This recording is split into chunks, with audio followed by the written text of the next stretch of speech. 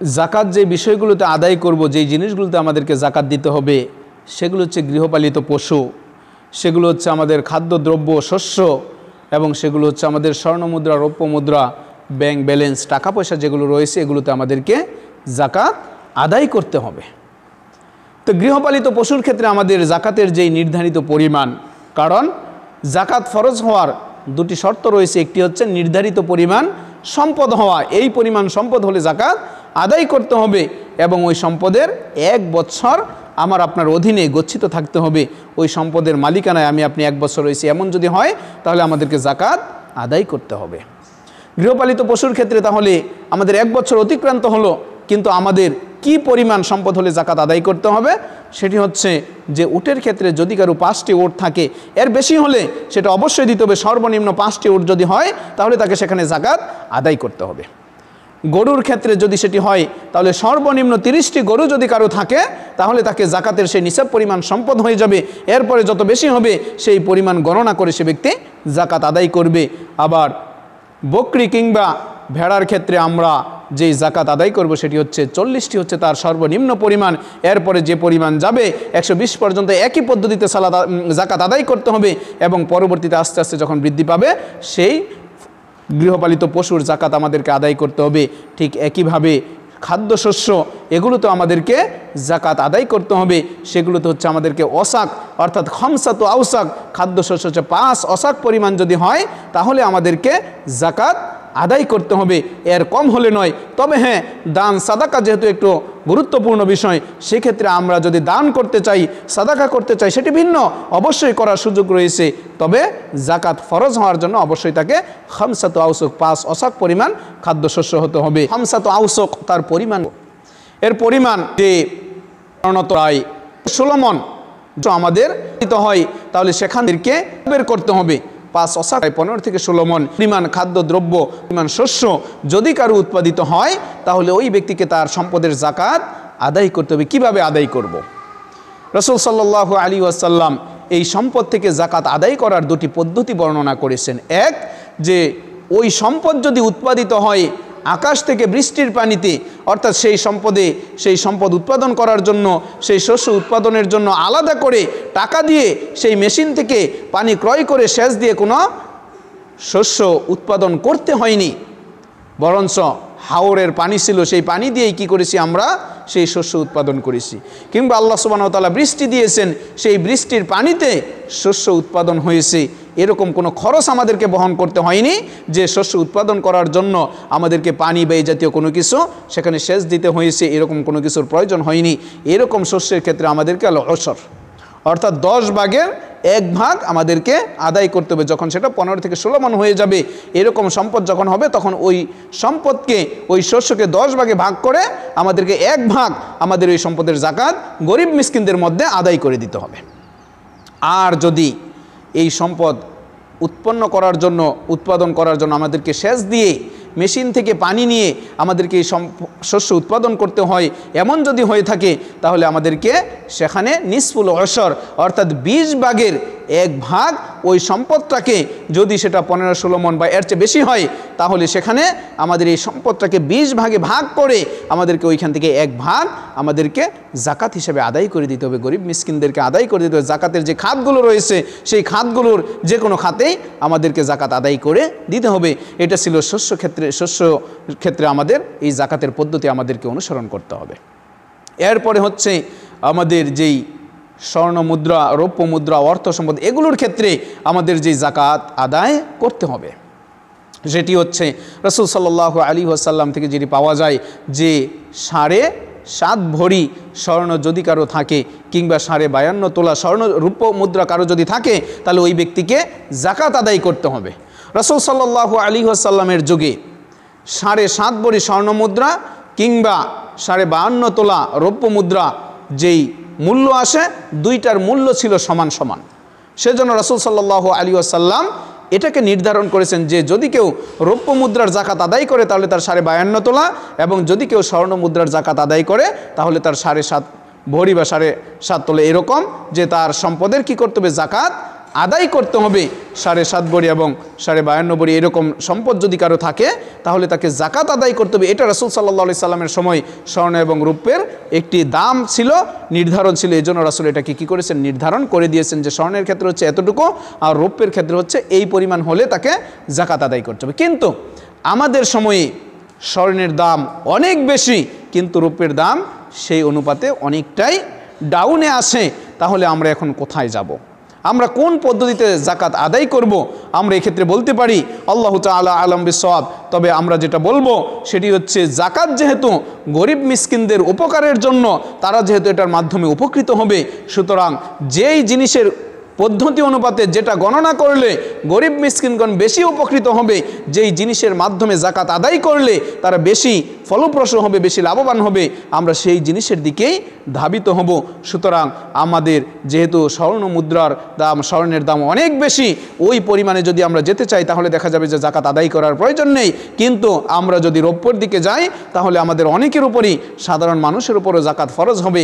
আমরা যদি জাকাত আদায় করি তাহলে এখান থেকে গরিব মিসকিনগণ উপকৃত হবে। সুতরাং সেই অনুপাতে আমরা যদি রৌপ্যের দিকে ধাবিত হই তাহলে এটাই মনে হচ্ছে যে জাকাত আদায়ের জন্য সবচেয়ে বেশি উপকারী। জাকাতের যেই উপকারিতা, জাকাতের যেই উদ্দেশ্য, আমরা আশা করি যে সেটা কিছুটা হলেও বাস্তবায়িত হবে ইনশাআল্লাহ।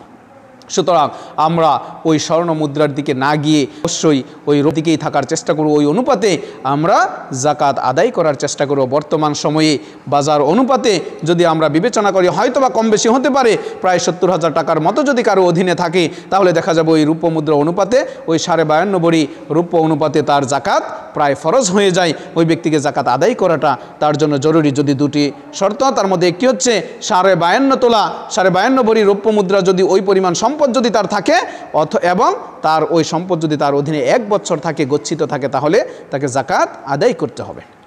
এটা হচ্ছে জাকাতের নিসাব। তাহলে টাকাটা যেহেতু রাসূল সাল্লাল্লাহু আলাইহি ওয়াসাল্লামের যুগে স্বর্ণ মুদ্রা এবং রৌপ্য মুদ্রা ছিল, ওই অনুপাতে রাসূল সাল্লাল্লাহু আলাইহি সাল্লাম সেই স্বর্ণ মুদ্রা এবং রৌপ্য মুদ্রার কথা বলেছেন। কিন্তু আমাদের সময় তো সেটা নেই। আমাদের সময়ে স্বর্ণ মুদ্রা কিংবা রৌপ্য মুদ্রার প্রচলন নেই। আমাদের সময়ে প্রচলন হচ্ছে টাকার, সেই কাগজের টাকা। এটা দিয়ে আমরা আমাদের সকল কিছু ব্যবসায়িক কার্যকলাপ সব কিছু আমরা লেনদেন করে থাকি। সুতরাং আমরা ওই অনুপাতে, ওইটার যেই পরিমাণ রয়েছে সেই পরিমাণ অনুপাতে আমরা সদাকাতুল ফিতর, আমরা জাকাত নির্ধারণ করব যে আমরা আমাদের ওই টাকা, আমাদের ব্যবসায়িক পণ্য, ওইগুলো থেকে আমাদের এই টাকা অনুপাতে আমরা জাকাত বের করার চেষ্টা করব ইনশাআল্লাহ। জাকাত এটা অবশ্যই একটি ইসলামের ফরজ এবং স্তম্ভ। এই জাকাতটা আমাদেরকে যেই খাতে ব্যয় করতে হবে সেটা হচ্ছে আল্লাহ সুবহানাহু ওয়া তাআলা সূরাতুত তাওবা এর 60 নম্বর আয়াতের মধ্যে বলেন, ইন্নামাস সাদাকাতু লিল ফুকারাই ওয়াল মাসাকিন ওয়াল আমিলিনা আলাইহা ওয়াল মুআল্লাফাতি কুলুবুহুম ওয়া ফির রিকাবি ওয়াল গারিমিন ওয়া ফির রিকাবি ওয়াল গারিমিন ওয়াল আমিলিনা ওয়া ফির রিকাবি ওয়াল গারিমিন ওয়া ফি সাবিলিল্লাহি ওয়া ইবনিস সাবিল ফরিদাতাম মিনাল্লাহ ওয়াল্লাহু আলিমুন হাকিম। যে এই যে জাকাতের যে 8টি খাত, সাদাকাতুল ফিতরের খাত ভিন্ন ছিল, যে গরিব মিসকিনদের জন্য আমরা সাদাকাতুল ফিতর আদায় করব। কিন্তু জাকাতের যে 8টি খাত সেটা হচ্ছে যে ইন্নামাস সাদাকাতু লিল ফুকারাই ওয়াল মাসাকিন ওয়াল আমিলিনা আলাইহা ওয়াল মুআল্লাফাতি কুলুবুহুম, যে গরিব মিসকিন ফকির যারা রয়েছে, মিসকিন যারা রয়েছে তাদেরকে জাকাত আদায় করতে হবে।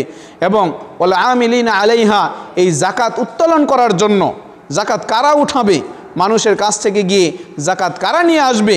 রাসূল সাল্লাল্লাহু আলাইহি ওয়াসাল্লাম তো জাকাত আদায় করার জন্য সেই তহসিলদার পাঠাতেন, যে তারা বাড়িতে গিয়ে গিয়ে মানুষের কাছ থেকে জাকাত নিয়ে আসতো।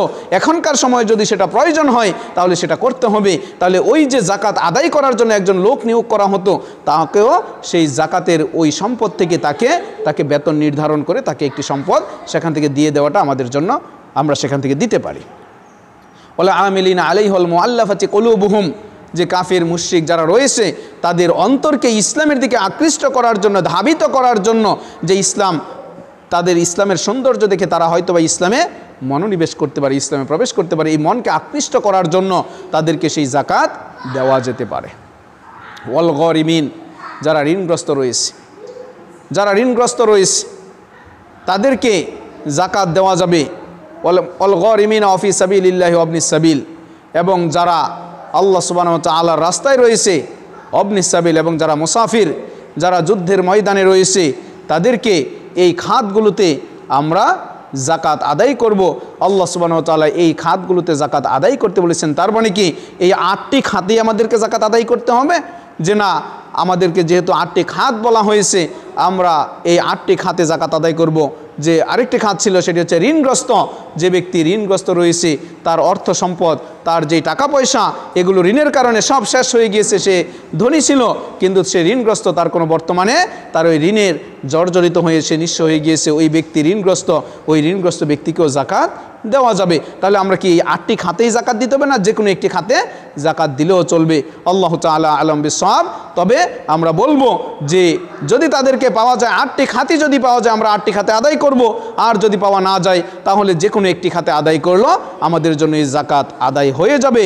তবে আমাদের জন্য উদ্দেশ্য হচ্ছে, আমাদের মুখ্য বিষয় হচ্ছে, আমাদের সম্পদের জাকাত আমাদেরকে যথাযথভাবে আদায় করতে হবে। সম্পদের জাকাতকে সঠিকভাবে হিসাব করে আমাদেরকে জাকাত আদায় করতে হবে। আজকে দেখা যায় যে আমরা এই জাকাতটাকে যথাযথভাবে আদায় করছি না। রাসূল সাল্লাল্লাহু আলাইহি ওয়াসাল্লাম আমাদের যেই নির্দেশনা দিয়েছেন, সেই নির্দেশনা অনুপাতে আমরা জাকাত আদায় করছি, জাকাত আদায় করব। কিন্তু সেটা যেন কাউকে দেখানো উদ্দেশ্য না হয়, মানুষ আমাকে জাকাত দানকারী বলবে, দানবীর বলবে, এই উদ্দেশ্যে জাকাত আদায় করবে, এমনটা যদি না হয়, মানুষকে দেখাবো। বর্তমানে দেখা যায় যে আমাদের যেই জাকাত রয়েছে, আমাদের সম্পদের যে জাকাত রয়েছে, সেই জাকাতকে আমরা নির্ধারিতভাবে আমরা ওই পরিমাণ সম্পদের জাকাত আদায় না করে আমরা দেখা যায় কোনোভাবে একটু ঢিলেঢালাভাবে কিছুটা আমরা জাকাত আদায় করছি, কিন্তু পরিপূর্ণ হক আদায় করে আমরা জাকাত আদায় করছি না। এটা আমাদের জন্য আদৌ কাম্য নয়। তাই আসুন আমরা ইসলামী শরীয়তের নির্দেশনা মোতাবেক আমরা যেন জাকাতকে যথাযথভাবে গুরুত্ব দিয়ে আমরা যেন জাকাত আদায় করতে পারি। আমাদের যে ফসল রয়েছে, সেই ফসলগুলো থেকে যেন আমরা জাকাত আদায় করতে পারি। আমাদের যদি ওই রকম যে গৃহপালিত পশু থাকে, তাহলে সেগুলো থেকে আমরা জাকাত আদায় করব। যদিও আমরা গৃহপালিত পশু ওই পরিমাণ নেই, কিন্তু যদি কারো হয়, তাহলে তাকে ওই পরিমাণ গৃহপালিত পশুর জাকাত আদায় করতে হবে। আমাদের শস্য ক্ষেত্রের জাকাত আদায় করতে হবে। আমাদের সেই স্বর্ণ মুদ্রা, রৌপ্য মুদ্রা, এগুলো যদি থাকে জাকাত আদায় করতে হবে। আমাদের ব্যাংক ব্যালেন্স, আমাদের যে বাড়িঘর রয়েছে, আমাদের ব্যবসায়িক যে পণ্য রয়েছে, সেগুলো থেকে আমাদেরকে জাকাত আদায় করতে হবে। আসুন আমরা যেন জাকাতকে যথাযথভাবে গুরুত্ব দিতে পারি। ঠিক একইভাবে আমরা যেন সাদাকাতুল ফিতরকেও যেন যথাযথভাবে গুরুত্ব আদায় দিতে পারি। এবং এই বিষয়গুলো অবশ্যই আমাদেরকে খেয়াল রাখতে হবে। আমরা যাদেরকে আদায় করছি তারা যেন নামাজি ব্যক্তি হয়, তারা যেন বেনামাজি না হয়, তারা নামাজ পড়ে না, তারা সালাত আদায় করে না, এরকম ব্যক্তি যেন না হয়, সেদিকেও যেন আমরা খেয়াল রাখতে পারি। কারণ রাসূল সাল্লাল্লাহু আলাইহি ওয়াসাল্লাম বলেছেন, মান তারাকাস সালাতা মুতাআম্মিদান ফাকাদ কাফার। যদি কোনো ব্যক্তি ইচ্ছাকৃতভাবে সালাত পরিহার করে, সে ব্যক্তি যেন কুফরি করলো। আর যে ব্যক্তি লাগাতার সালাত পরিহার করছে, যে ব্যক্তি সালাত আদায় করছে না, যে ব্যক্তি ইসলামের বিধানগুলোকে মানছে না, ওই ব্যক্তিকে জাকাত আমরা আদায় না করে বরঞ্চ যারা সালাত আদায় করে তাদেরকেই যেন আমরা জাকাত পৌঁছিয়ে দিতে পারি। যারা অভাবগ্রস্ত রয়েছে তাদেরকে যেন আমরা জাকাত পৌঁছিয়ে দিতে পারি। যারা জাকাত এবং সাদাকাতুল ফিতরের প্রকৃত হকদার রয়েছে তাদেরকেই যেন আমরা জাকাত এবং সাদাকাতুল ফিতর পৌঁছিয়ে দিতে পারি। আল্লাহ সুবহানাহু ওয়া তাআলা যেন আমাদের প্রত্যেককে সেই তৌফিক দান করেন। জাকাত এবং সাদাকাতুল ফিতরকে যেন আমরা যথাযথভাবে গুরুত্ব আরোপ করতে পারি। আল্লাহ সুবহানাহু ওয়া তাআলা আমাদের সকলকে সেই তৌফিক দান করুন। আমিন। ওয়া আখিরু দাওয়ানা আলহামদুলিল্লাহি রাব্বিল আলামিন ওয়া সাল্লাল্লাহু আলা নবিয়িনা মুহাম্মদ ওয়া আলিহি ওয়া সাহবিহি ওয়াসাল্লাম। সুবহানাকা আল্লাহুম্মা ওয়া বিহামদিকা আশহাদু আল্লা ইলাহা ইল্লা আনতা আস্তাগফিরুকা ওয়া আতুবু ইলাইক। আসসালামু আলাইকুম ওয়া রাহমাতুল্লাহি ওয়া বারাকাতুহু।